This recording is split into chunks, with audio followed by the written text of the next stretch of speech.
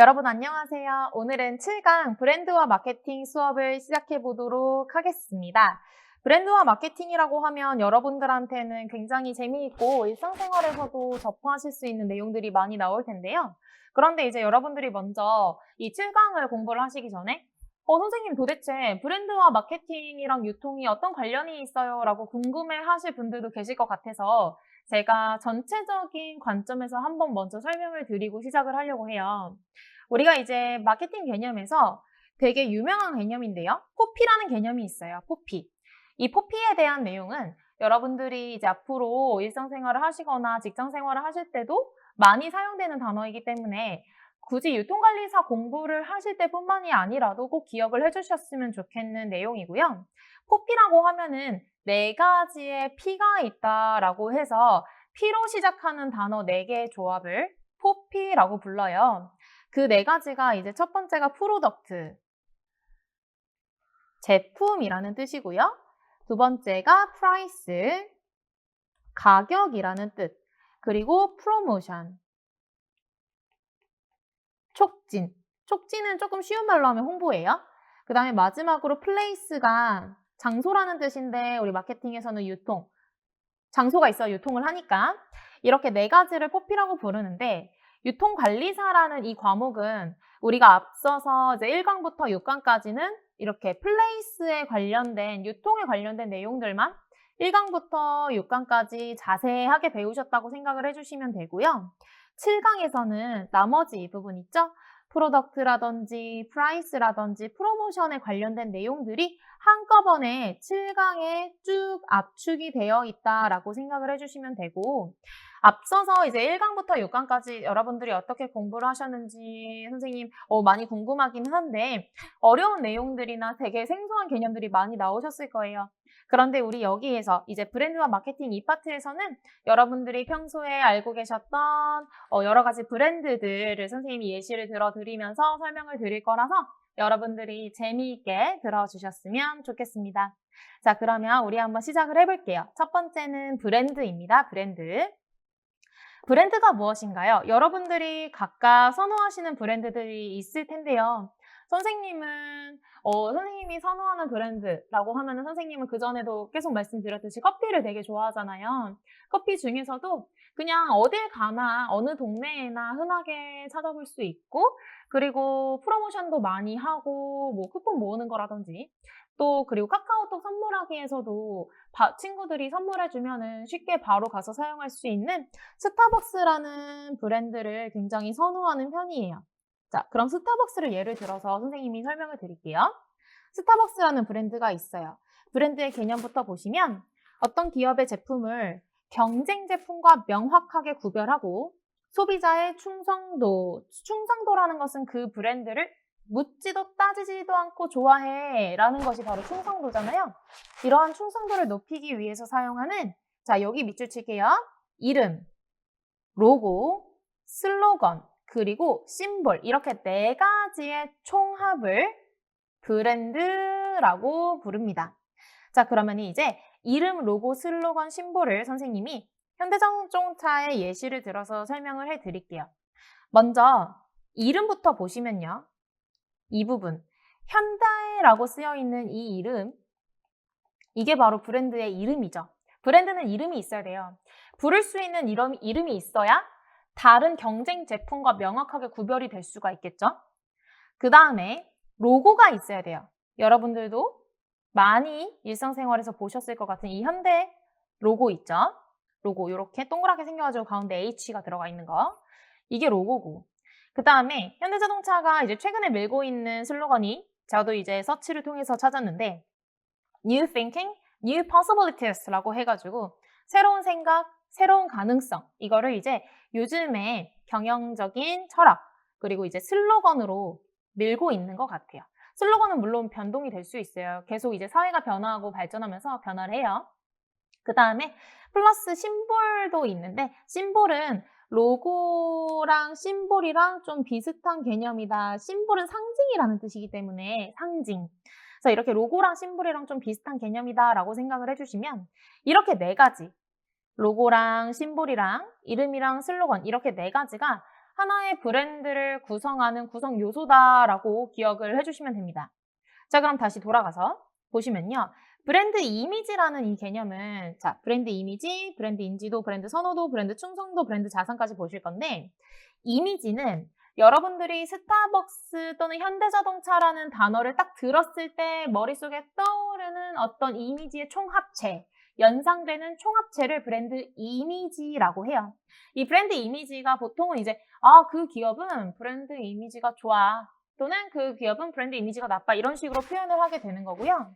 두 번째는 이제 브랜드 인지도인데 브랜드 인지도에서 인지라는 말은 어떤 사람이 무언가를 알고 있다라는 개념이잖아요. 그러니까 소비자가 그 특정 브랜드를 알고 있는 정도. 자, 예를 들어서 100명 중에 90명이 그 브랜드를 알고 있어요. 그러면은 그 브랜드는 브랜드 인지도가 높다, 하이하다라고 표현을 할 수가 있겠고 반대로 100명 중에 5명만 알고 있어요. 그러면 브랜드 인지도가 낮다라고 표현을 할 수가 있겠죠.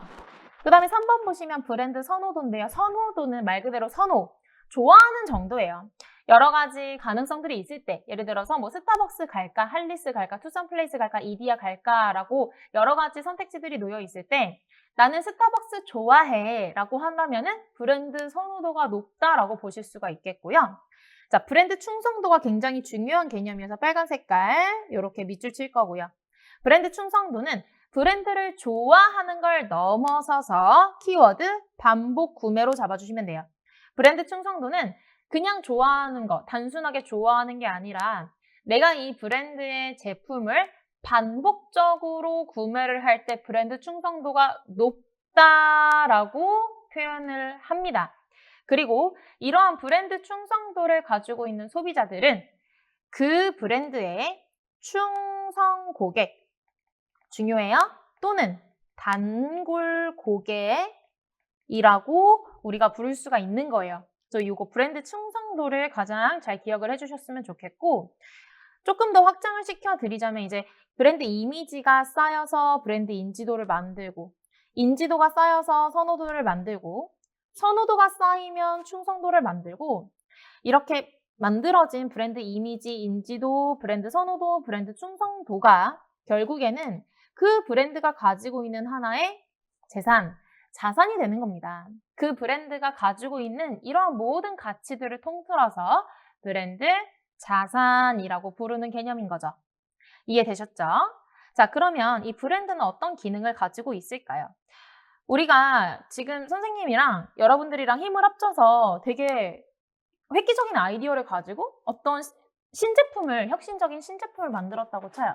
그러면은 우리가 이 신제품을 판매를 하기 위해서는 이 제품에 이름도 붙일 거고 로고도 만들 거고 슬로건도 만들 거고 심볼도 만들 거고 뭐 가격은 어떻게 정하지? 이런 여러 가지 고민들을 하게 될 건데 도대체 이런 브랜딩을 우리가 왜 하는가를 한번 생각을 해보세요.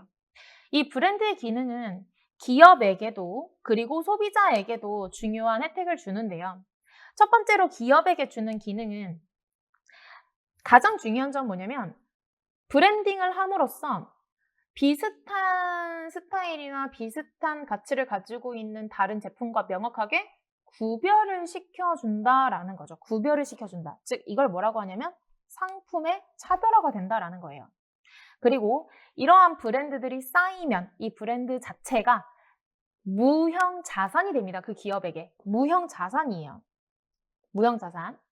자, 여러분 생각해 보세요. 선생님이 뭐 이렇게 막 뜨개질하고 막 바느질해서 가죽 공방에 가가지고 되게 좋은 가죽을 사가지고 샤넬백이랑 똑같은 가방을 만들었어요.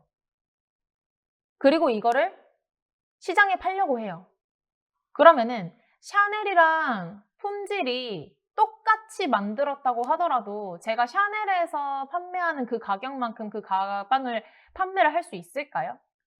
절대 아니죠. 샤넬이랑 제가 만든 가방이랑 똑같은 품질이라고 하더라도 샤넬이라는 브랜드가 있기 때문에 600만 원, 700만 원을 받고 가방을 판매를 하는 거란 말이에요. 그러니까 샤넬이라는 브랜드 자체가 그 기업에게는 형태가 없는 무형의 자산이 된다라는 설명입니다. 그 다음에 소비자로 하여금 상품의 선택을 촉진해주는 일종의 홍보 역할이 돼요. 선생님이 계속 벤츠 얘기 드리는데, 벤츠는 뭐 다른 자동차보다 만약에 가성비가 떨어진다고 하더라도 괜찮아. 난 묻지도 따지지도 않고 난 무조건 벤츠야. 라고 말을 한다면 그 벤츠라는 브랜드 자체가 홍보 역할을 하고 있는 거고, 그 브랜드가 있기 때문에 제가 샤넬 말씀드렸듯이 고가격에 그 물품을 책정하는 것이 가능하고요.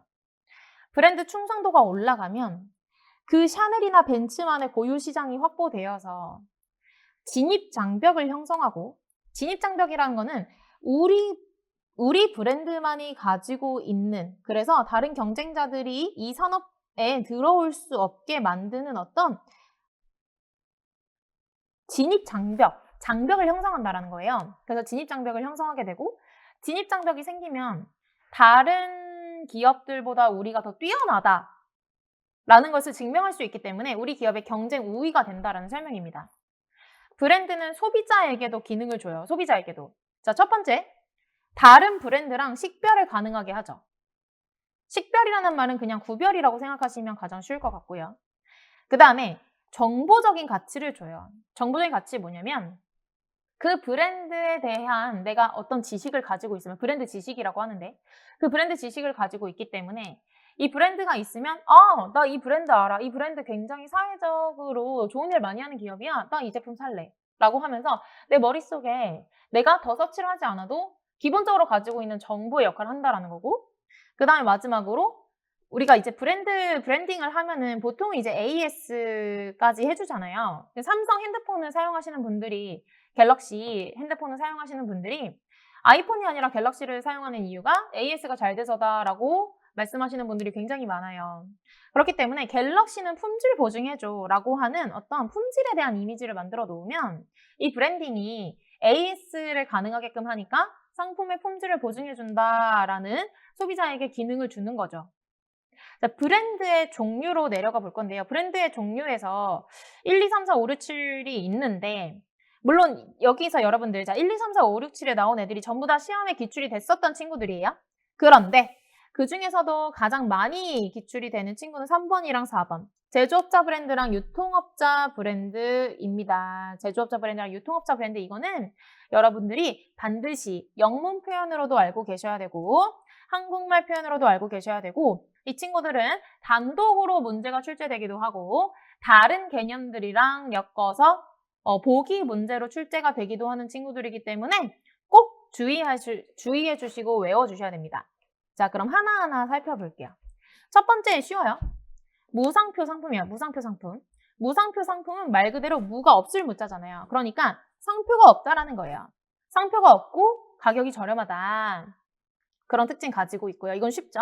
그 다음에 동그라미 2번 옆으로 가시면 짝퉁 브랜드예요. 짝퉁 브랜드는 뭐 사실 브랜드의 종류로 넣기에도 조금 민망할 정도로 짝퉁 말 그대로 불법 복제품입니다. 복제품. 짝퉁은 불법이에요. 여러분들, 짝퉁은 유통하다가 걸리면 벌금도 내야 되고 그 모든 물건들이 다 압수됩니다. 우리가 이제 지식재산권 또는 특허권에 의해서 브랜드들을 전부 보호하고 있기 때문에 짝퉁 브랜드는 사지도 팔지도 않도록 여러분들이 꼭 주의를 해주셔야 되고, 그 다음에 제가 강조드렸던 제조업자 브랜드랑 유통업자 브랜드 갈 건데요. 자, 여러분들, 선생님 방금 핸드폰 얘기했으니까 핸드폰으로 설명드릴게요. 선생님은 지금 애플의 아이폰을 사용을 하고 있는데요. 이렇게 애플이라는 제조업자가 만든 아이폰이라는 브랜드, 제조업자가 만든 브랜드를 제조업자 브랜드라고 불러요.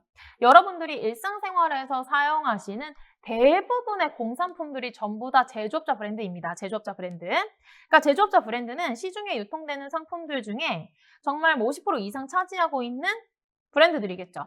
여러분들이 뭐 카페로 따지면 스타벅스나 할리스, 뭐 또는 뭐 컴퓨터로 따지면은 뭐 TG나 뭐 HP나 삼성이나 뭐 애플, 이런 모든 것들이 전부 다 제조업자 브랜드예요.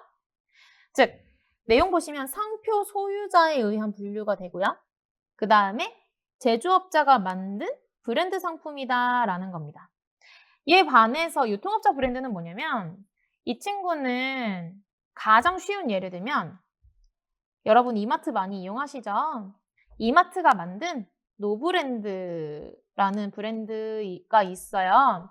저가격 전략의 특징이 뭐냐면은 여러분들 이마트는 유통업체죠. 이마트는 도매업자이자 소매업자예요. 그쵸? 이마트는 유통업자인데 유통업자가 직접 자기가 브랜딩을 해서 물건을 한번 판매를 해보겠다라고 하는 거예요. 그러면은 이마트에서 노브랜드를 만들어서 판매를 하겠다라고 하면 노브랜드에서 이마트에 뭐 푸시 전략을 사용해서 저희 제품 좀 진열 좀 잘 해주세요 이렇게 할 필요가 있나요? 전혀 없죠. 왜냐하면 이마트가 자기들이 직접 노브랜드를 만들었기 때문에 노브랜드가 잘 팔리면 자기들의 수익이랑 직결이 되는 거고 자기들이 직접 노브랜드를 만든 거니까 다른 소매업체들한테 우리가 촉진 전략을 사용하거나 뭐 촉진 머니가 나가거나 지원금이 나가거나 그럴 필요가 전혀 없단 말이에요. 그러니까 얘네들은 자기들이 직접 브랜딩을 했으니까 가격을 굉장히 저렴하게 판매할 수 있다라는 장점이 있는 거죠. 대신에 약간 여러분들 노브랜드라고 하면은 노브랜드 선생님도 집 근처에 노브랜드가 있는데 노브랜드 가면은 굉장히 다양한 제품들을 판매를 하고 있어요. 뭐 식품부터 시작해서 뭐 접시, 식기류, 뭐 휴지, 샴푸, 바디워시 이런 거 다 있잖아요.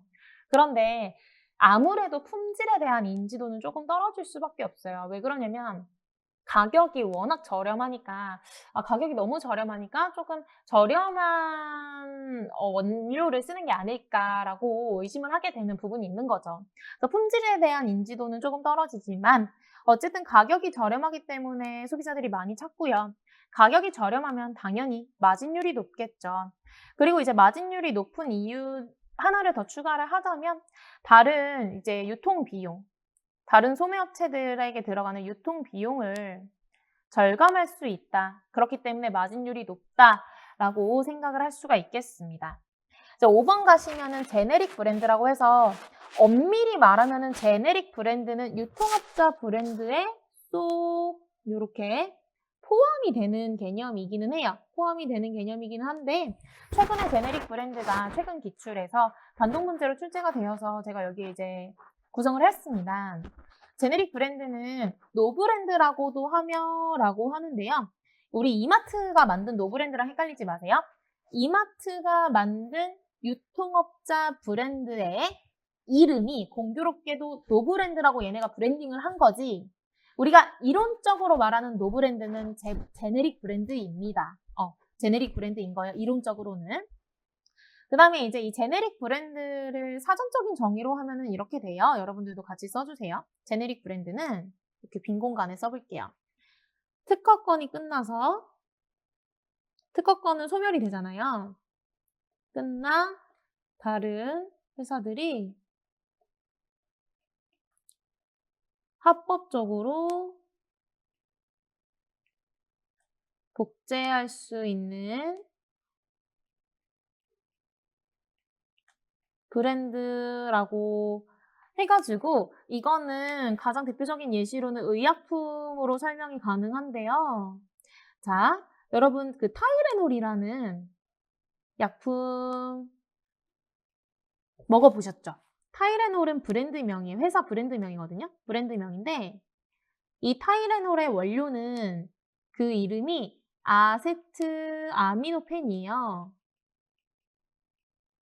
여기서 이제 어떤 기업이 아세트아미노펜을 가지고 만든 브랜드가 타이레놀이라는 이름인 거고 아세트아미노펜 자체는 특허권이 끝나서 다른 회사들이 다 사용을 할 수가 있거든요. 이때 이 아세트아미노펜을 제네릭 브랜드라고 부르는 거예요. 그래서 이제 얘가 뭐냐면은 광고비를 없애고 포장을 간소화해서 원가 절감을 실현할 수 있는 친구다라는 거죠. 자, 6번은 공동 브랜드인데요. 우리가 이제 공동이라고 하면 같이 한다라는 거죠. 두 개의 이상의 기업이 연합하여 공동으로 사용하기 위해서 개발된 브랜드이다. 그냥 연합해서 사용한다라고 키워드 잡아주시면 되고 마지막으로 스토어는 우리 가게잖아요. 특정 소매업자가 독자적으로 그 소매업자만 사용하는 브랜드를 스토어 브랜드라고 합니다. 이제 스토어는 가게니까 소매 점포를 생각해 주시고 가게, 스토어는 가게다. 가게는 소매 점포다. 이렇게 키워드 잡아주시면 소매 점포, 소매업체 이렇게 연결이 되면 되겠죠? 자, 여기까지 이제 7가지 브랜드의 종류를 봤고요. 그 다음에 브랜드의 계층 구조 볼게요. 브랜드의 계층 구조, 이제 브랜드도 계층이 있어요. 자, 자동차로 선생님이 설명을 드리면 가장 쉬운데요. 선생님 아반떼 AD 지금 타고 있거든요. 탄 지 얼마 안 됐는데 너무 이제 험하게 몰아가지고 자동차 많이 고생하고 있는 것 같아요. 선생님이 지금 아반떼 타고 있던 선생님의 꿈은 벤츠 타는 거다. 기억을 해주세요. 자, 일단 기업 브랜드는 현대라는 기업이 있습니다. 현대. 그리고 이 현대 아래에 뭐가 있냐면 현대 자동차 있는 거예요. 현대 아래에 현대 자동차 있고, 그리고 현대 자동차 아래에 아반떼라는 브랜드가 있는데, 아반떼도 종류가 하나만 있는 게 아니죠. 아반떼도 그 시리즈가 매년인가? 아무튼 연도별로 이렇게 쭉쭉쭉쭉 나오잖아요. 그래서 이제 브랜드 수식어로 가면은 아반떼긴 한데, 아반떼, AD 이런 식으로 뒤에 이름을 붙여서 구별을 하게 되는데, 브랜드 수식어보다 개별 브랜드가 더 큰 개념, 개별 브랜드보다 패밀리 브랜드가 더 큰 개념, 패밀리 브랜드보다 기업 브랜드가 더 큰 개념인데요. 이건 그냥 뭐 요런 게 있다 정도만 알고 가시면 괜찮을 것 같아요. 그 다음에 이제 브랜드 개발 전략 요 부분은 이제 최근 기출에는 많이 나온 친구들은 아닌데 예전에 많이 나왔었어가지고 선생님이 조금 예시를 통해서 좀 설명을 드리도록 하겠습니다. 이제 뭐냐면은 이제 우리가 틀을 두 개로 잡아야 돼요. 제품 틀이 있고요. 그 다음에 상표 틀이 있어요. 상표 틀. 제품은 말 그대로 그 제품의 종류를 말을 하는 거예요. 뭐 예를 들어서 노트북이면 노트북, 핸드폰이면 핸드폰, 뭐 식품이면 식품 이런 식으로. 그 다음에 상표가 말 그대로 상표가 바로 브랜드를 말을 하는 거죠. 그게 뭐냐면 기존의 제품 범주에 어떤 기업이 가지고 있는 기존의 제품 범주에서 기존 상표를 가지고 우리가 이 시장에 어떤 파일을 넓히고 이 기업의 매출액을 늘리고자 할 때는 그 이름을 라인 확장 전략이라고 해요. 예를 들어서 뭐냐면 기존 제품 범주가 예를 들어서 콜라예요. 예를 들어 콜라면은 이 콜라만 판매를 하다 보니까 더 이상 시장이 커지지가 않는 거죠. 그냥 기존의 시장 그대로 가는 거니까 야 이제 콜라 말고 우리 다이어트 콜라를 한번 만들어서 팔아볼까? 콜라의 기존의 범주에 기존의 뭐 코카콜라라든지 펩시라든지 기존 상표를 가지고 이제 브랜딩을 하게 되면은 이거를 라인 확장 전략, 기존의 라인 그대로 확장시켰다라고 해가지고 라인 확장 전략이라고 부르게 되는 거고, 이런 경우에는 범위의 경제를 누릴 수가 있어요. 범위의 경제는 뭐냐면 똑같은 공장, 똑같은 재료를 가지고 다른 종류의 제품을 여러 개를 만들어낼 수 있을 때 범위의 경제가 있다라고 우리가 표현을 하거든요. 소비자들의 다양한 욕구를 충족시켜줄 수 있다라는 장점도 있고요. 그런데 이제 단점으로는 소비자들 입장에서는 원래 콜라 사던 사람들이 나 요즘에 건강이 좀 안 좋아진 것 같으니까 다이어트 콜라를 사자라고 할 경우에 여러분들 결국에는 콜라를 사고 있었던 고객이 다이어트 콜라로 간 것밖에 안 되죠. 그러면은 다이어트 콜라를 내놔서 좋긴 한데 기업 입장에서는 좋긴 하지만 기존에 있었던 콜라 소비자가 없어지는 그런 효과가 나타날 수 있어요. 그런 효과를 자기 잠식 효과라고 불러요. 자기 브랜드를 잠식시켜버렸다. 신 브랜드를 만듦으로써 이거는 단점이라고 볼 수가 있죠. 그 다음에 오른쪽으로 가시면 브랜드 확장 전략인데요. 브랜드 확장 전략은 새로운 제품 범주에 기존 상표를 가지고 나가는 거예요. 자, 예를 들어서 이것도 예를 들어 설명할게요. 우리 이제 켈로그라는 브랜드가 호랑이 기운이 쑥쑥 솟아나는 시리얼로 유명한 브랜드잖아요. 그런데 이 켈로그 시리얼이 스페셜 K를 만들어서 다이어트 바를 만들었어요. 스페셜 K.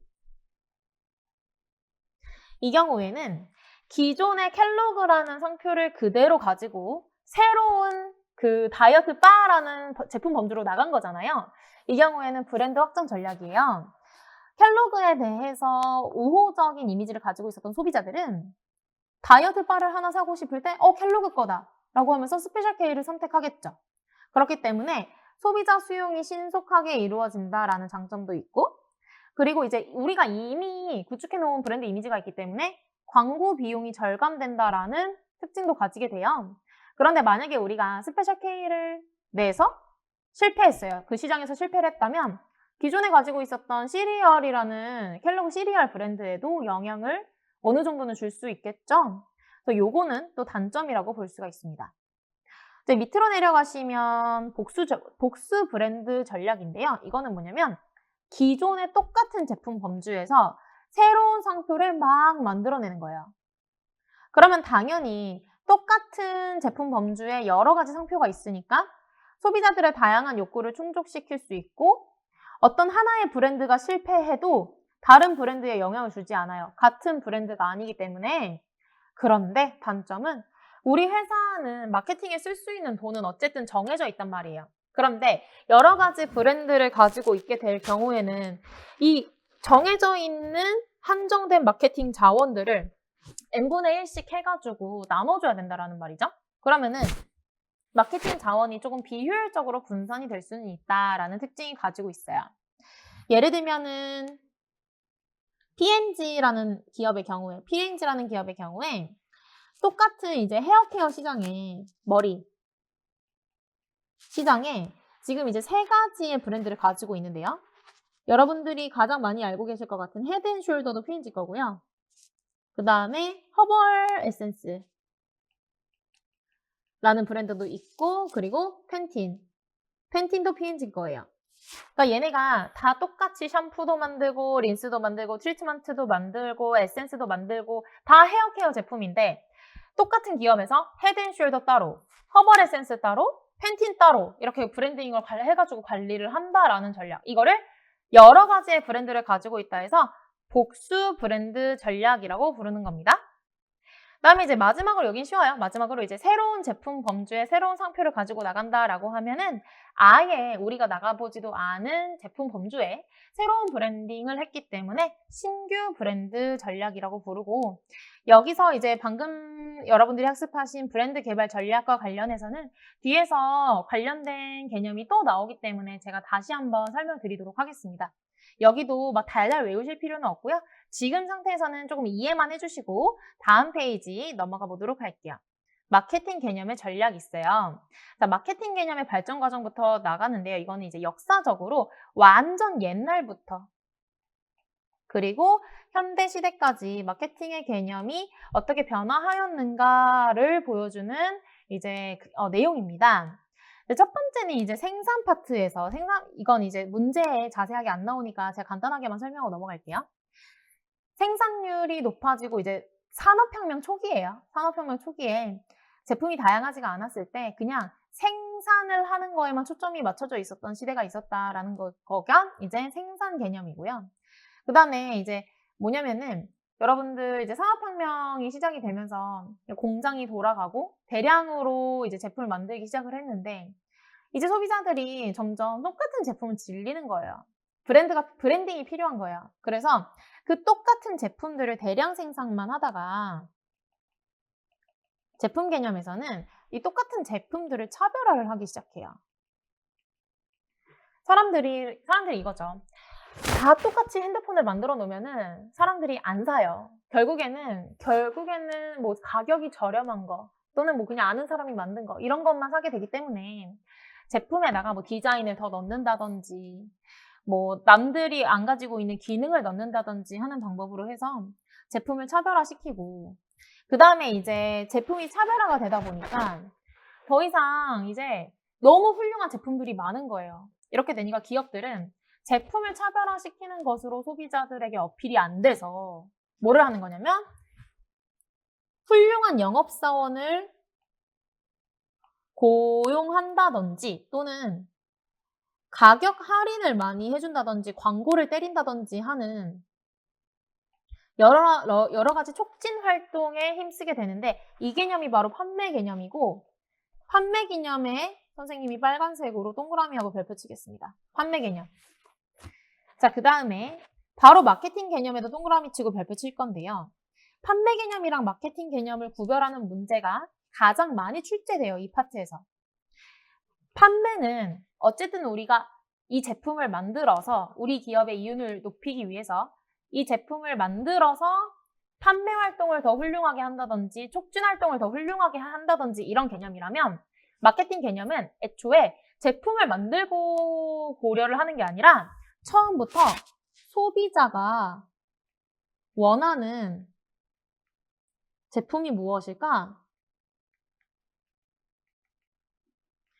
이거를 고민하고 그 다음에 만드는 거예요. 그러니까 우선순위가 다른 거죠. 그 다음에 마케팅은 또 다른 말로 설명을 하자면은 소비자가 원하는 제품이 뭘까? 또는 팔릴 수 있는 제품을 만들자. 이런 개념이에요.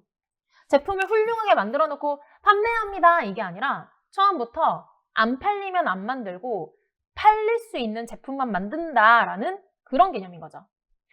그 다음에 마지막으로 사회적 마케팅은 쉽습니다. 이제 마케팅 똑같은 마케팅 개념에다가 이 마케팅 개념 변하지 않을 거예요. 어쨌든 요즘에 이제 마케팅 키워드는 결국엔 소비자 욕구에 맞추자기 때문에 마케팅 개념 그대로 가져가시되 여기다가 추가하는 게 뭐냐면 사회적 마케팅이라는 개념이에요. 사회적 복지. 사회복지를 추구하는, 즉 기업 윤리를 추구하는 기업 윤리를 추구하는 우리 기업의 이미지를 형성해서 소비자들한테 사회적으로 조금 더 어필을 해보자라는 이런 개념으로 최근에는 가고 있다라는 겁니다. 판매 개념이랑 마케팅 개념을 꼭 구별을 잘 해주셔야 되는 게 이 부분의 포인트고요. 그 다음으로 이제 2번 마케팅 전략으로 가보면 마케팅 전략은 이제 우리 기업이 브랜드를 만들어서 판매를 하는데 어떤 마케팅 전략을 펼칠 것인가 해서 어떤 고객들을 목표로 해서 마케팅 전략을 펼쳐볼까라고 바라보는 개념이에요. 쉽게 말씀드리면 우리가 어떤 제품을 만들었어요. 그러면은 일단은 가장 쉽게 예시를 들어드리는 거고요.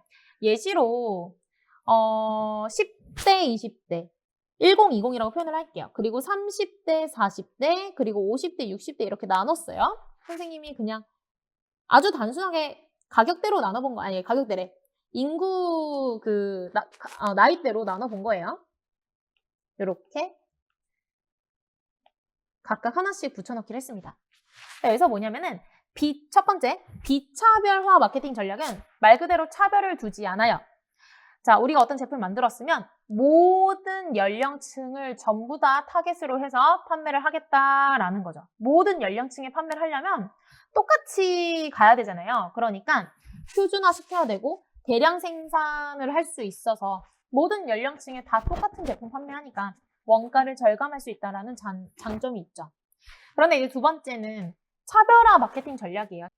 차별화 마케팅 전략에서는 이제 우리가 어떤 제품 만들었는데 보니까 10대, 20대들한테는 안 팔릴 것 같아.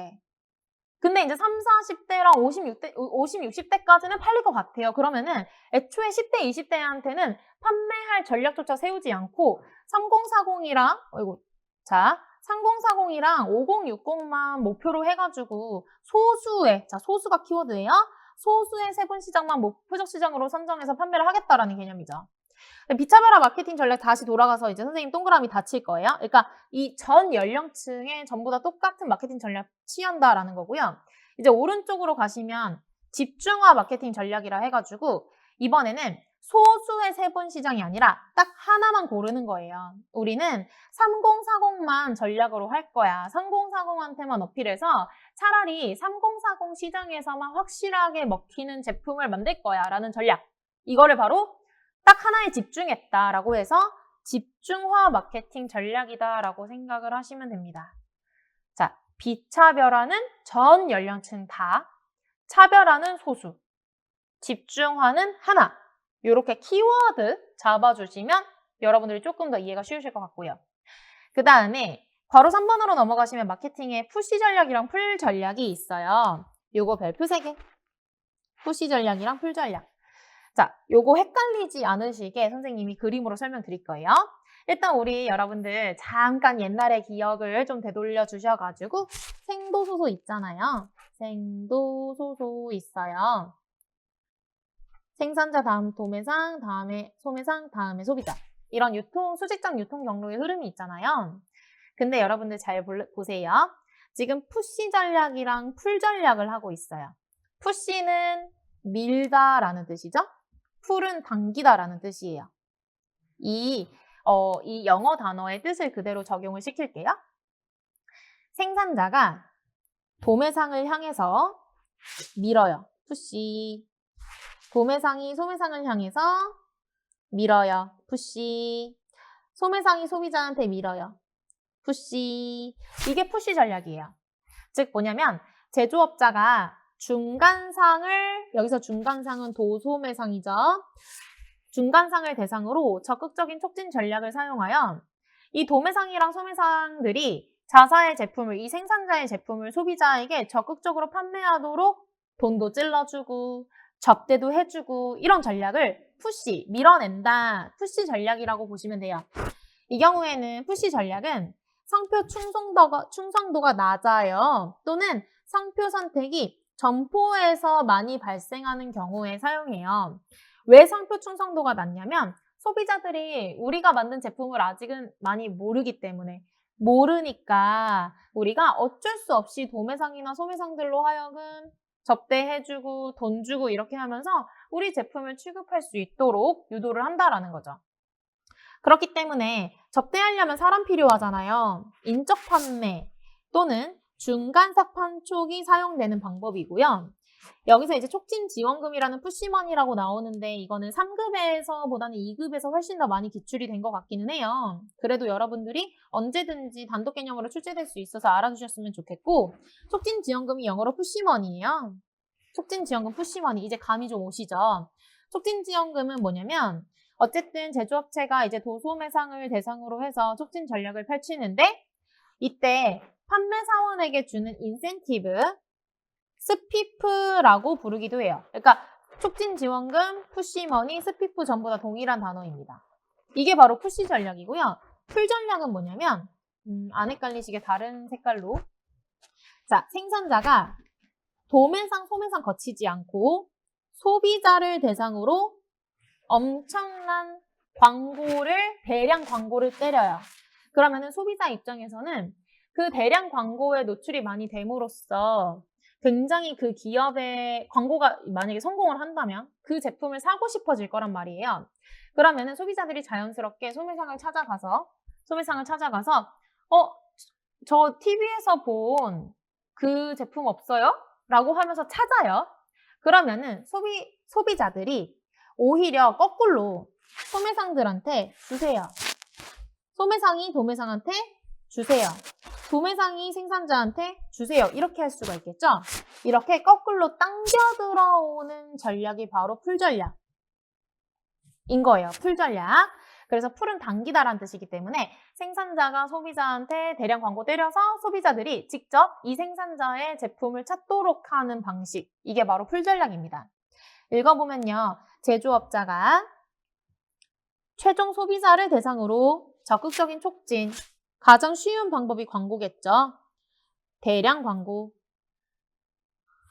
사용하여 소비자가 자사의 제품을 적극적으로 찾게 함으로써 중간상들이 자발적으로 자사 제품을 취급하도록 유도하는 전략입니다. 자, 관여 수준이 높거나 고관여니까 소비자들이 뭐냐면은 다른 대체제를 사고 싶지가 않으니까 이 제품만 찾는다라는 거죠. 고객이 상표들 간의 품질 차이를 정확하게 지각하고 있을 때, 즉 이 공통점이 뭐냐면 일부러 우리 제품을 찾게끔 할 때,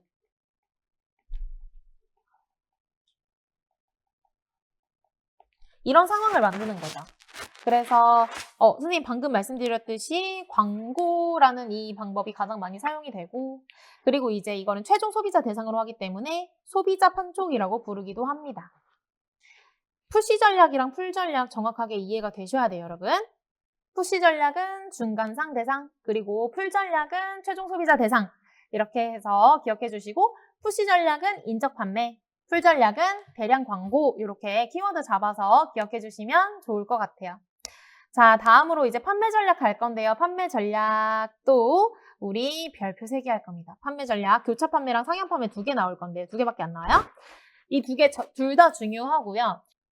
이 교차 판매랑 상향 판매라는 개념도 잘 잡으셔야 되고 영어 표현도 당연히 알고 계셔야 돼요. 영어 표현도 많이 출제됩니다. 자, 첫 번째로 교차 판매는 뭐냐면 지금 우리 판매 전략은 여기서 보신 이 두 개는 둘 다 기존의 우리 고객을 대상으로 또 다른 제품을 판매한다. 또 다른 제품을 판매하고자 할 때 사용하는 방법이고요. 여기서의 두 가지가 첫 번째가 교차인 거고 두 번째가 상향인 거예요, 여러분. 자, 정리해드리면 교차 판매는 어떤 상품을 구입한 고객에게 관련된 다른 상품을 판매하는 전략이에요. 관련된 상품. 자, 예를 들어서 정장을 구매한 고객에게 넥타이를 추천해요. 삼겹살을 판매한 고객에게 쌈장을 추천해요. 마지막으로 방카슈랑스라는 개념이 있는데요. 방카슈랑스는 뱅크 플러스 어슈어런스의 합성어로서 뱅크는 여러분 은행이죠. 어슈런스는 보험이에요. 뭐냐면 은행에서 보험 상품 판매하는 거를 방카슈랑스라고 불러요. 그래서 은행을 이용하는 고객들이 이제 보험 상품도 이용할 수 있게끔 관련된 상품을 판매하는 전략 중에 이제 방카슈랑스가 들어가는 거고요. 자, 이 교차 판매라는 개념이랑 비교가 많이 되는 개념이 상향 판매인데요. 이 상향 판매는 말 그대로 업이에요. 업 올라가는 거잖아요. 그러니까 비슷하긴 한데 어떤 상품을 구입한 고객에게 고급의 그 상품보다 고급의 상품을 같이 판매하려는 전략을 상향 판매라고 해요. 그래서 교차 판매랑 상향 판매는 어쨌든 이 대상이 기존 고객을 대상으로 해야만 하는 개념이기 때문에 기존 고객을 관리한다라는 점에서 고객관계관리 CRM이랑 연결을 지어주시면 좋겠습니다. 그래서 교차는 비슷한 거, 상향은 고급인 거 이렇게까지 기억을 해주시면 좋겠고요. 그 다음에 이제 IMC라고 해서 IMC는 단독 개념으로 출제가 많이 되어서 제가 강조를 드리고 IMC는 이제 IMC라는 이 약자가 플레임이 뭐냐면 Integrated Marketing Communication이라고 해서 Integrated는 통합된이라는 뜻이에요. 마케팅은 말 그대로 마케팅이고 그 다음에 Communication은 의사소통이라는 뜻이죠. 자, 통합된 마케팅 소통. 무슨 말이냐면 자, 제가 추가 자료를 통해서 설명을 드릴게요. 우리가 이제 마케팅 전략을 세울 때 환경 분석을 하고 STP 전략 세우고 포피믹스 전략 아까 말씀드렸던 포피믹스 전략까지 세워서 이제 여러 가지 여기 소비자 분석이 아니라 여기 포피에 잘못 들어갔네요. 포피에 이제 프로덕트 아까 말씀드렸듯이 프라이스, 프로모션, 플레이스 이렇게 네 가지가 소매 믹스로 들어가게 될 건데 이 모든 것들을 이제 환경 분석부터 STP 전략, 그다음에 포피 믹스까지 전부 다 통합을 해요. 하나의 어떤 경로로, 하나의 개념으로 통합해서 관리한다라는 개념이 통합된 마케팅 커뮤니케이션, IMC 전략이 되는 겁니다. 다시 돌아가서 이제 이론적인 내용을 보시면 최대 효과를 낼 수 있도록 마케팅 수단을 통합한다라는 개념이고요. 대량화되어 있었고 획일화되어 있었고 표준화되어 있었던 대중 마케팅에서 탈대중화 그러니까 다 똑같은 거 안 하겠다라는 소리예요. 광고나 판촉이나 PR이나 인적 판매 여러 가지 활동을 유기적으로 연계해서 효과를 최대화하려는 전략이 바로 IMC라는 전략입니다. 자, 그 다음에 다음 페이지 가시면 선생님이 기존에 설명드렸던 포피가 이제 마케팅 믹스라는 개념이고요.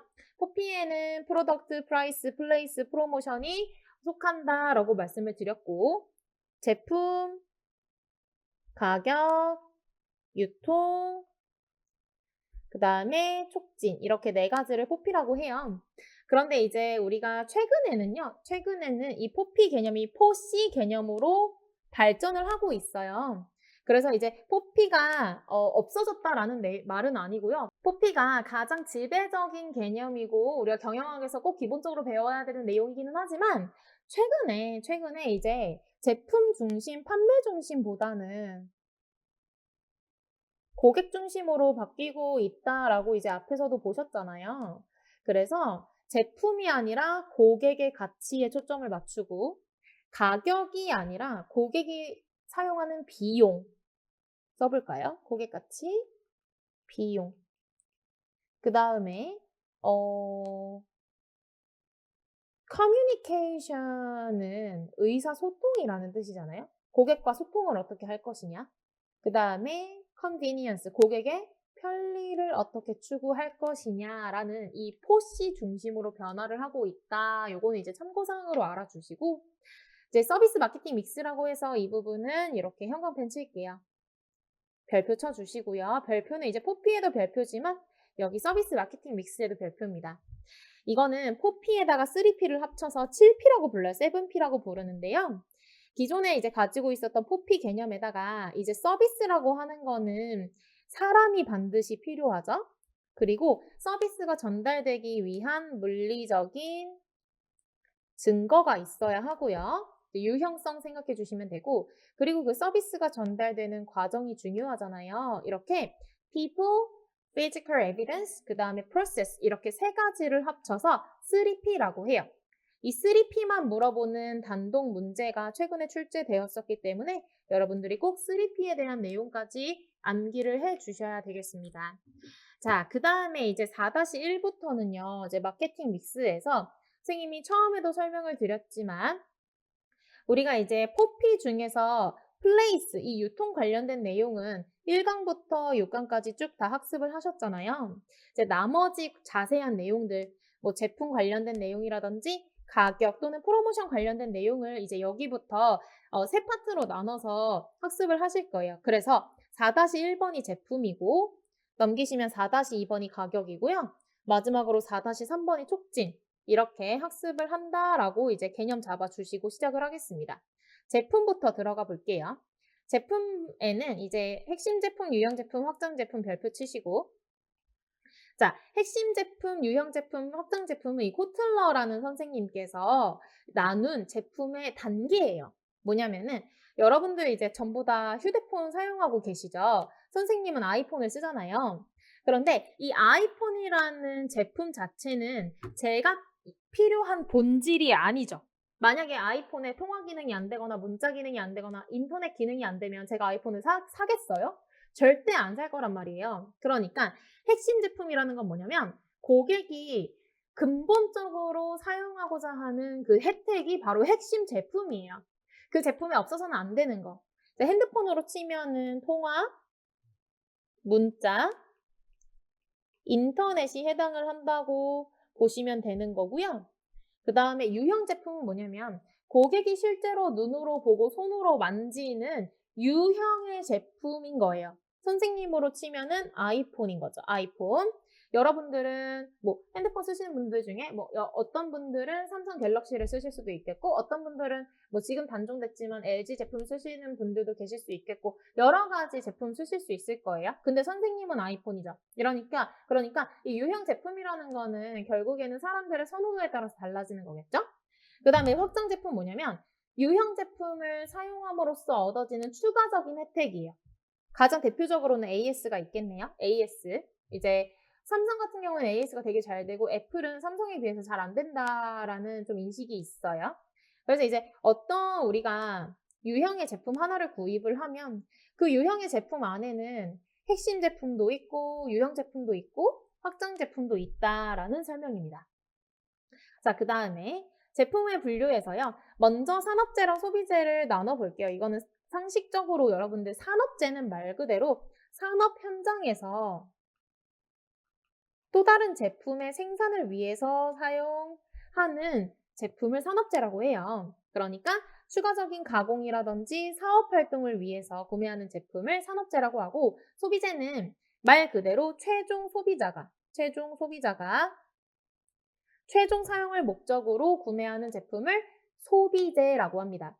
그리고 이제 여러분들한테 선생님이 이전에도 설명을 드리긴 했었는데 우리 개방적 유통경로에서 편의품, 선택적 유통경로에서 선매품, 그리고 전속적 유통경로에서 전문품 나눴었잖아요. 이게 소비재의 종류였던 거예요. 소비재의 첫 번째 종류가 편의품, 두 번째 종류가 선매품, 세 번째 종류가 전문품인 거죠. 이런 개념으로 봐주시면 좋을 것 같고요. 편의품은 사탕 생각해 주세요. 선매품은 냉장고 생각하실 거고요.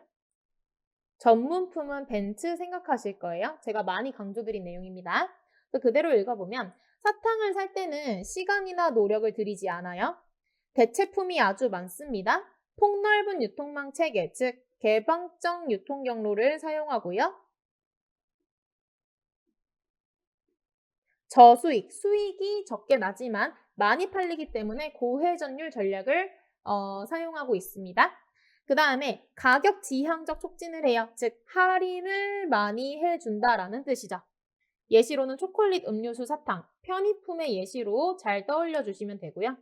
그 다음 두 번째 선매품 가시면 선매품은 구매하기 전에 비교해요. 왜냐하면 편의품보다는 대부분의 가격이 편의품보다는 비싸요.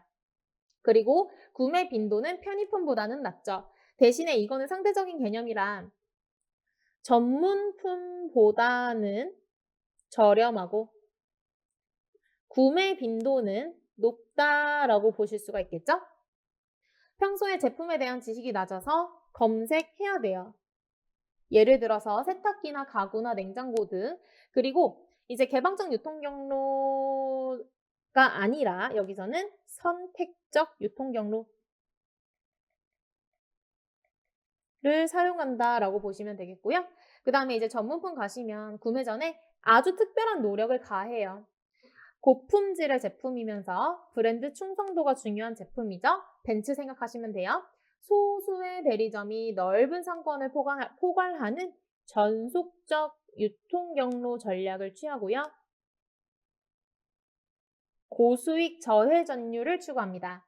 상품 지향적, 그 브랜드의 이미지 지향을 촉진해요. 샤넬백, 외제차, 명품 시계 같은 것들이 여기에 해당을 하겠죠. 자, 포장 가시면 포장도 종종 문제 나오는 내용이어서 꼭 잡고 가셔야 되는데요. 포장의 1차적인 기능, 근본적인 기능은 내용물을 보호하는 거예요. 그런데 이 포장을 통해서 운송이나 보관이나 판매나 소비를 할 때 그 제품 보호해주기도 하고 꽉 안에 넣으니까 편리성을 주기도 하는데요. 더 중요한 건 뭐냐면 제품의 이미지 향상과 차별화를 통해서 판매 촉진 효과를 준다라는 거예요.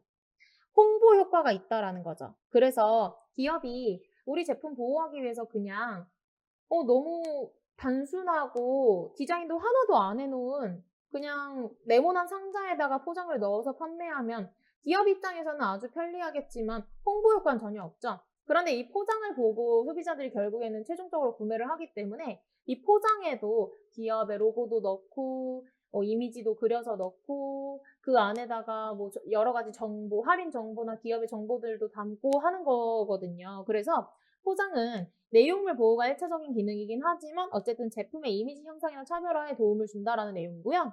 그리고 소비나 사용에 대한 정보 제공. 이제 뭐 식품 같은 경우에는 포장지에 여러 가지 뭐 칼로리 정보라든지 영양 성분표 들어 있잖아요. 이렇게 정보를 제공하는 역할도 한다라는 점까지 꼭 기억을 해주시기 바랍니다.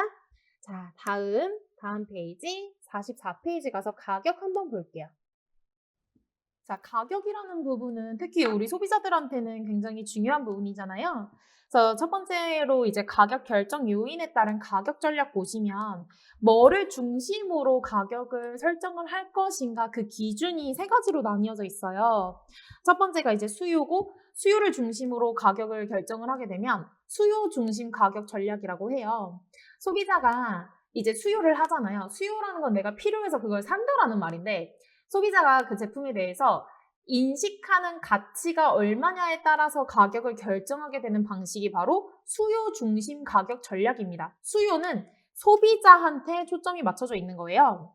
두 번째로 원가 중심 가격 전략은 우리가 어떤 제품을 만들어내는데 판매 가격이 아니라 원가가 있을 거잖아요. 그 원가가 얼마냐? 원가에다가 플러스 우리가 남겨 먹을 이윤을 덧붙여서 가격을 결정하는 경우에 이거를 원가 중심 가격 전략이라고 부르게 되고 세 번째는 경쟁 제품인데요.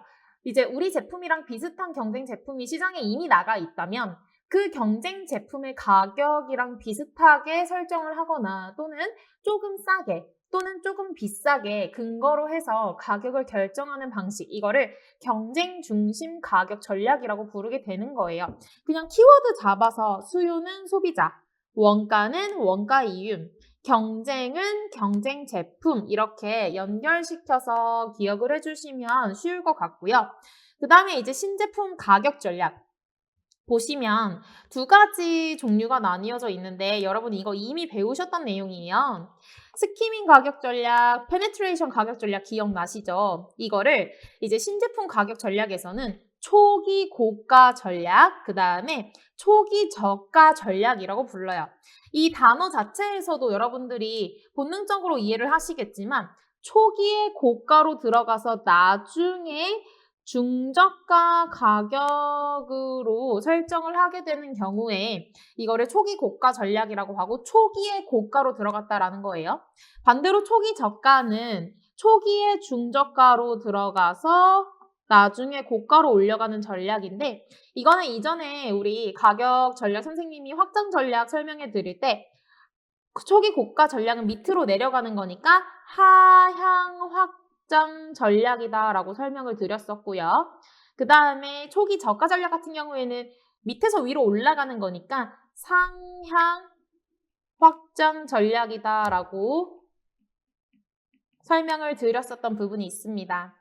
그래서 이제 각각 자세한 내용을 살펴보시면 초기에 가격 민감도가 낮은 고소득 소비자를 타겟으로 고가격 정책을 펼쳤다가 구매가 감소하기 시작하면 가격에 민감한 일반 소비자층을 타겟으로 해서 가격을 점점 인하해 나가는 전략이고요.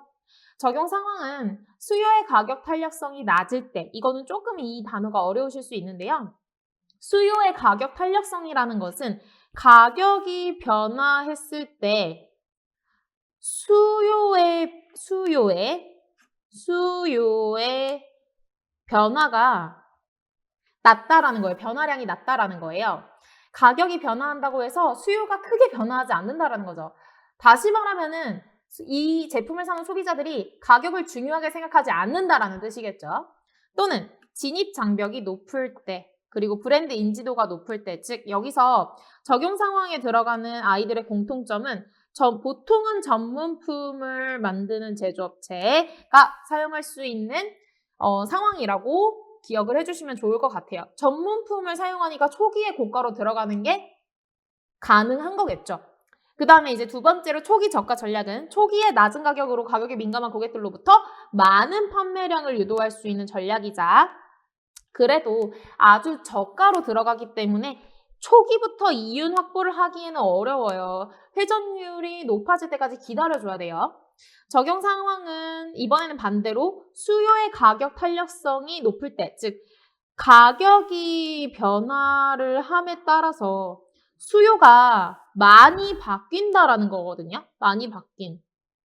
즉 이거는 대부분은 전문품의 반대인 편의품의 상황이다라고 생각을 해주시고 들어가면 좋을 것 같고 규모의 경제 효과, 즉 대량 구매를 해서 원가 절감을 해야 하는 상황인 거죠.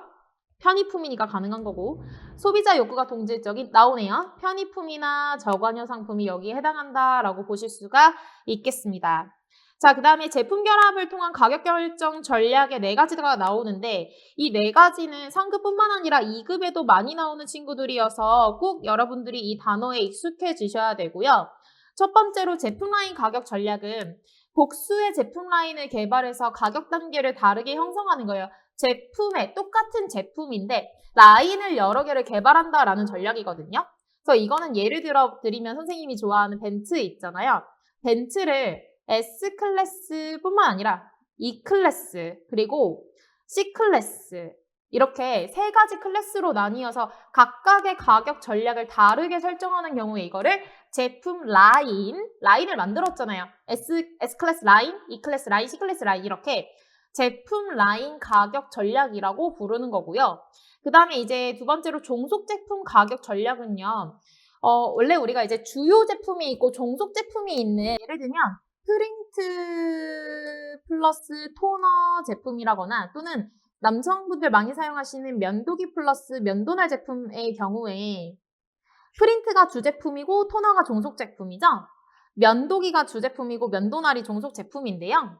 이제 이 가격 전략에서는 오히려 주제품 있죠. 프린트나 면도기를 저렴하게 판매를 하는 거예요. 그러면은 이 토너나 면도날을 지속적으로 구매를 계속하겠죠, 소비자들이. 그래서 주제품을 당연히 이제 만들어지는 원가는 종속 제품보다 훨씬 더 높겠지만 오히려 주제품을 저렴하게 판매함으로써 계속 바꿔주고 계속 사용을 해야만 하는 종속 제품을 지속적으로 구매하도록 유도하는 방식, 이거를 종속 제품 가격 전략이라고 부른다라는 개념입니다.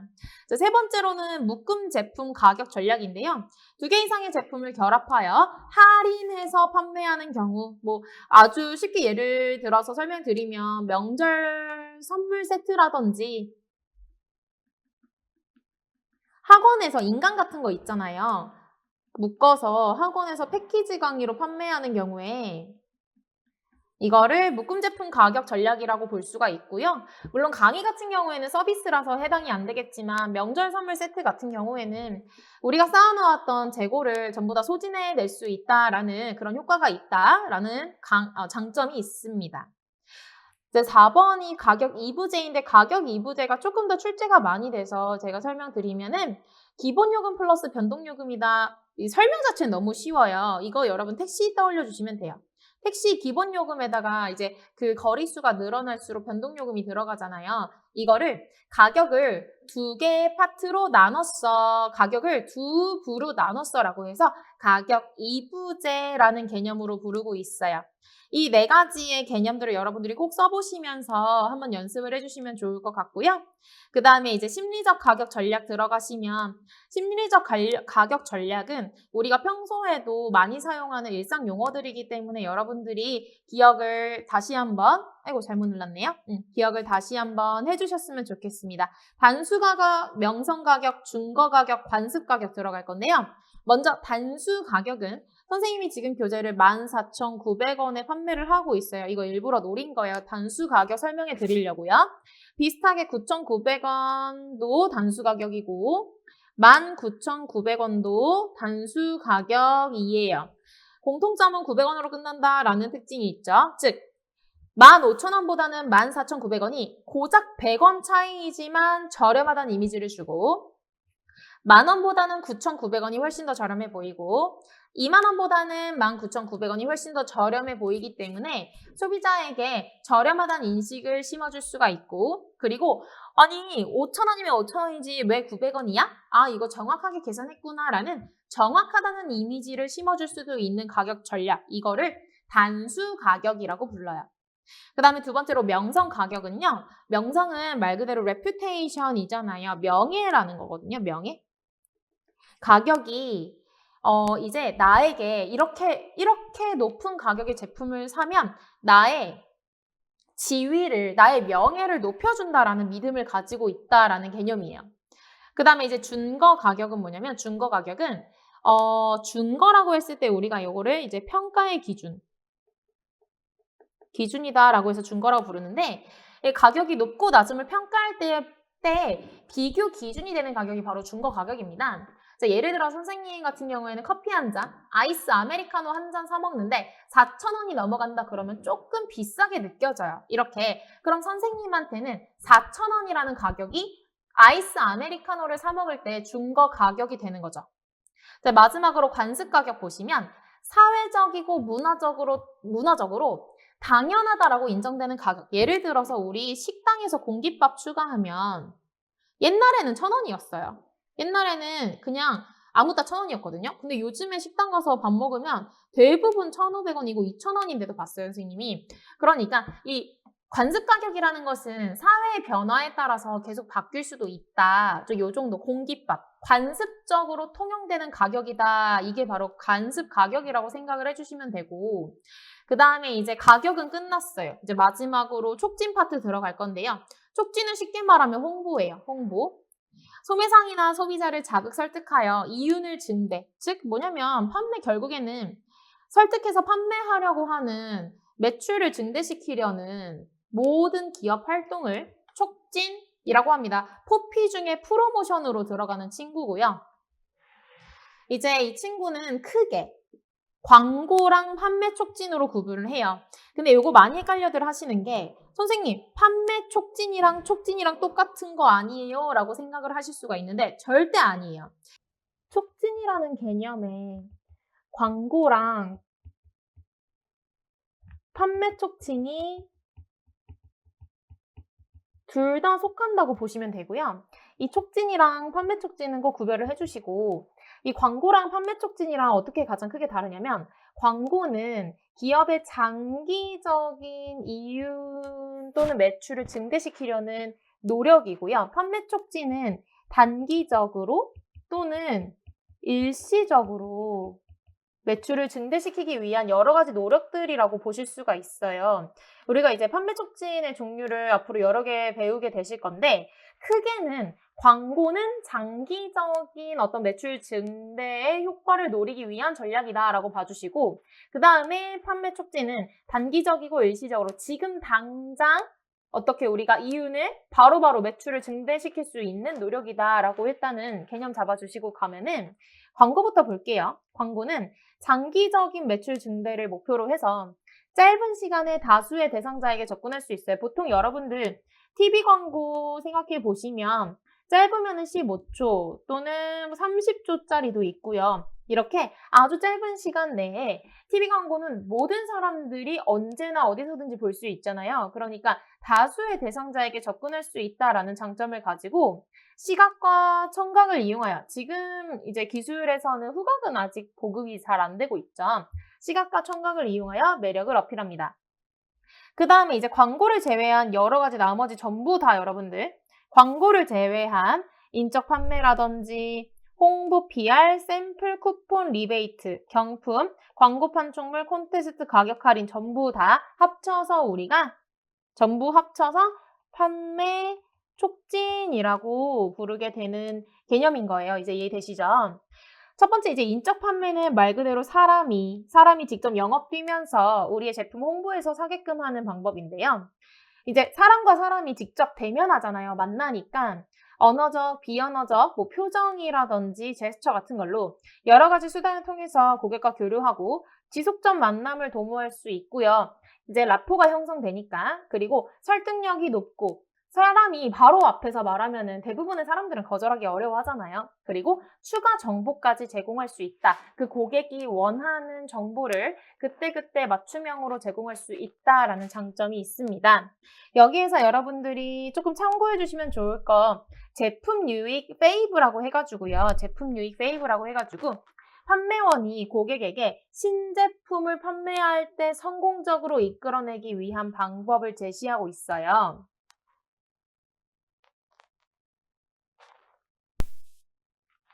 이제 판매원이 신제품을 고객에게 처음으로 판매하게 될 때 뭐를 고객한테 얘기를 해야 되냐에서 먼저 첫 번째가 상품의 특징을 말해라. 그리고 상품의 장점을 말하고 그 장점을 통해서 고객이 얻을 수 있는 혜택을 제시하고 마지막으로 구체적인 증거를 제시해라 라고 이제 이 네 가지를 제시하면 신제품을 잘 판매할 수 있다라고 가르치는 내용이고요. 이걸 이제 줄임말로 fave라고 부르는데 앞글자 따서 fave라고 하는 거예요. feature이라는 특징이라는 단어에서 앞글자 F를 따고 장점을 의미하는 advantage라는 단어에서 A를 따고 혜택이라는 의미를 가진 benefit이라는 영단어에서 B를 땄고요. 마지막으로 증거라는 뜻을 가진 evidence라는 영단어에서 E를 따서 제품 유익 fave라고 합니다. fave 꼭 기억해 주세요. 특징, 장점, 혜택, 증거 이렇게 네 가지가 있습니다.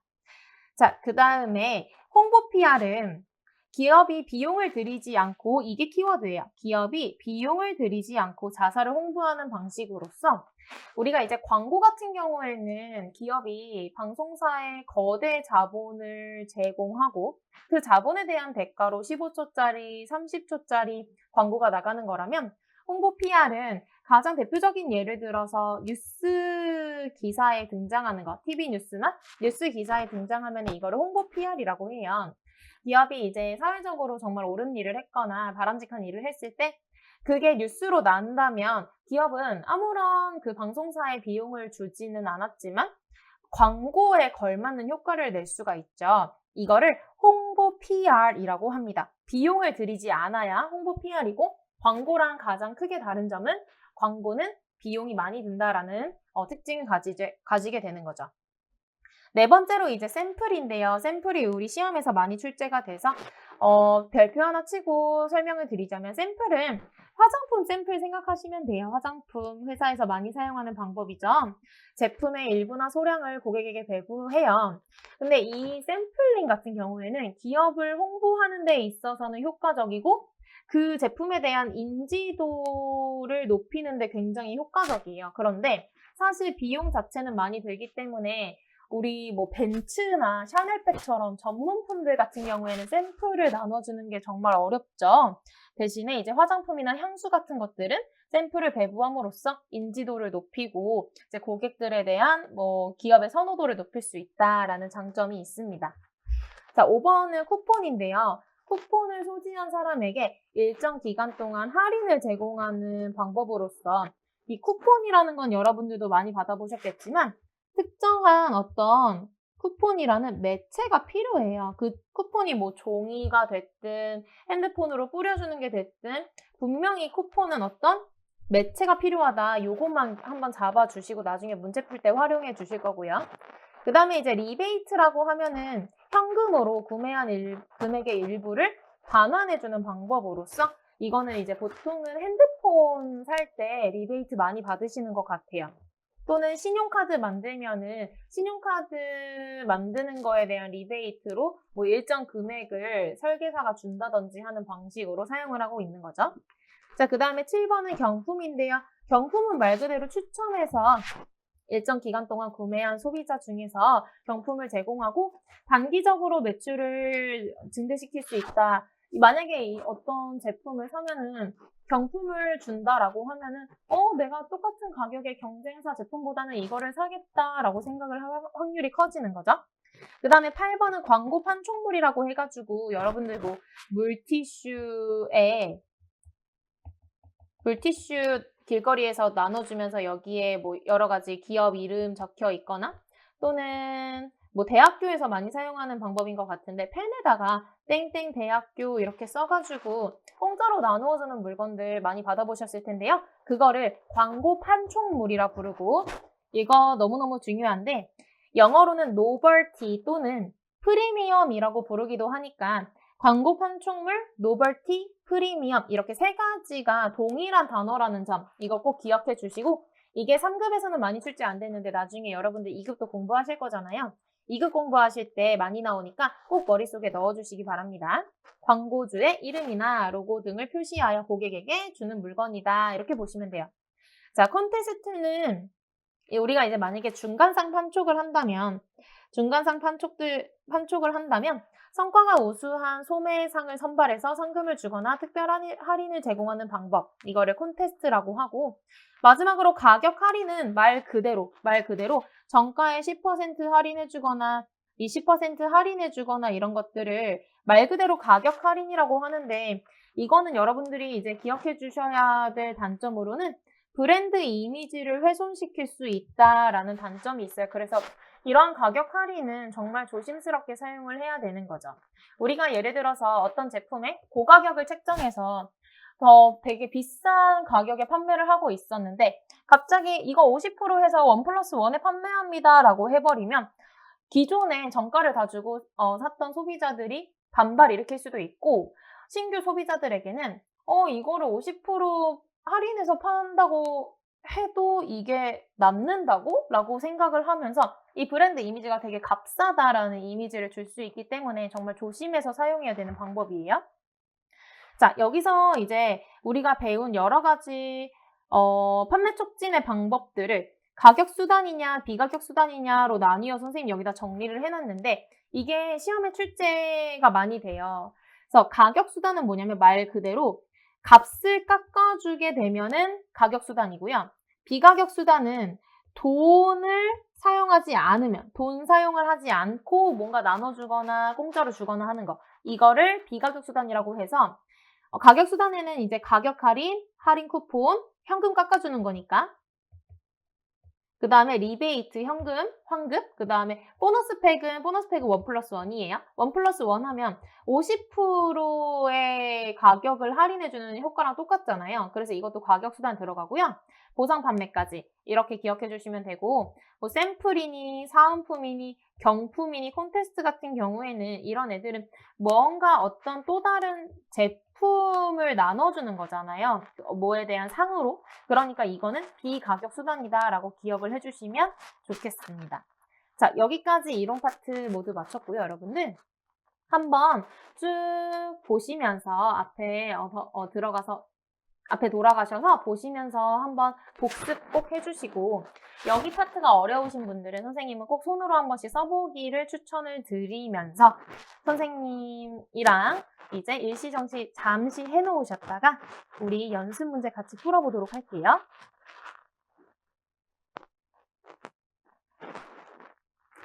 자, 연습 문제 풀이부터 들어가도록 하겠습니다. 자, 브랜드 들어가고, 브랜드는 이름이랑 로고랑 슬로건이랑 심볼의 총합이라고 말씀드렸죠. 브랜드에 대해서 소비자가 가지게 되는 연상은 브랜드 이미지. 자, 쭉쭉 가볼게요. 소비자가 브랜드를 알고 있는 정도는 인지도. 선호하는 정도는 말 그대로 선호도.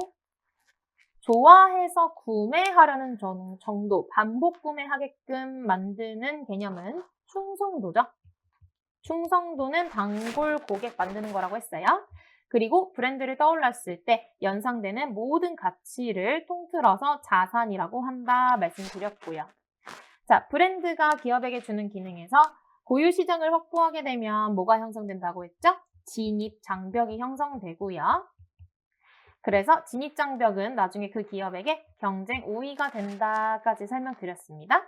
자, 브랜드의 종류에서 동그라미 3번이랑 4번 여러분들 반드시 기억해 주셔야 될 거는, 자, 동그라미 3번은 제조업자 브랜드였는데 이거 한국말로만 아셔야 될 뿐만 아니라 NB라는 표현, 내셔널 브랜드까지 꼭 기억해 주시고요.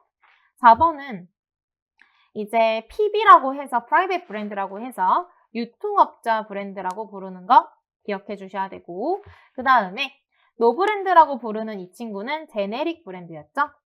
제네릭 브랜드. 그리고 마지막으로 특정 소매업자. 자, 우리 소매업체는 가게니까 가게를 영어로 써서 스토어 브랜드다라고 복습을 해주셨으면 완벽합니다. 자, 브랜드의 계층 구조에서는 기업 브랜드, 그 다음에 패밀리 브랜드 있었죠. 기업 브랜드가 현대라면 패밀리 브랜드는 현대자동차. 자, 그 다음에 브랜드 개발 전략에서 기존 제품 범주의 기존 상표 가지고 나가면 라인 확장 전략. 그 다음 새로운 제품 범주의 기존 브랜드 가지고 나가면 기존 브랜드를 확장시켰으니까 브랜드 확장이고요. 그 다음에 기존 제품 범주에 새로운 상표 가지고 나가면 복수 브랜드 전략. 마지막으로 아예 새로운 제품 범주에 새로운 상표 가지고 나가면은 신규 브랜드 전략이다 보셨습니다. 자, 그 다음에 마케팅 개념의 발전 과정에서 선생님이 강조드린 개념 딱 2개예요. 판매 개념, 그리고 발전한 게 마케팅 개념. 판매 개념은 기업 중심, 마케팅 개념은 고객 중심 꼭 잡아주시고, 다음 페이지 가시면, 자, 마케팅 전략에서 모든 시장을 표적 시장으로 선정하게 되면은 차별 안 하고 판매하겠다라는 거니까 비차별하죠. 그 다음 소수의 세분 시장을 표적 시장으로 선정하면 차별 줄 거야. 안 팔리는 애들한테는 판매 안 할 거야 라고 하는 차별화 마케팅 전략이었고, 오로지 하나의 세분 시장만 표적 시장으로 선정하게 되면 하나에만 집중한다고 해서 집중화 마케팅 전략입니다. 자, 그 다음 제조업자가 중간상을 대상으로 적극적인 촉진 전략을 사용하는 경우에는 밀고 미는 방법이죠. 푸시 전략이었고요. 그 다음 이 푸시 전략에는 인적 판매가 주로 사용되고, 왜냐하면 중간상 직접 만나서 판매해야 되기 때문에. 그리고 또 제조업체가 판매사원에게 주는 인센티브, 스피프라고도 하는 이 개념은 촉진 지원금, 영어로는 푸시머니라고 말씀드렸습니다. 자, 다음 종류로요. 제조업체가 최종 소비자를 대상으로 광고를 사용하게 되면 풀 전략이죠. 당겨온다라는 개념이었어요. 자, 판매 전략으로는 자, 관련된 다른 상품을 판매하게 되면은 교차 판매. 또 고급의 상품을 함께 판매하려는 전략은 상향 판매. 영어로 교차는 크로스, 상향은 업까지 기억해 주셔야 되는 겁니다. 자, 그 다음 통합적 마케팅 커뮤니케이션 줄여서 Integrated Marketing Communication의 앞글자 떠주시면 돼요. IMC이고요. 자, 그 다음에 마케팅 믹스, 포피 이거는 상식이다. 프로덕트, 오늘 수업에서 많이 배우셨죠? 프라이스, 플레이스, 그리고 프로모션까지. 4개에다가 만약에 서비스 마케팅 믹스라 그래서 7P를 골라봐라 라고 하면은 이 4개에다가 3개 더 덧붙여 주실 건데 people, 사람, 그 다음에 physical evidence 들어가야 되고요. 물리적 증거, 그 다음에 process, 서비스가 전달되는 과정까지 골라주실 수 있으면 완벽합니다. 자, 다음 페이지 가시면 제품의 수준, 코틀러 선생님이 제시하신 제품의 수준에서 고객이 구입하는 근본적인 혜택은 핵심 제품.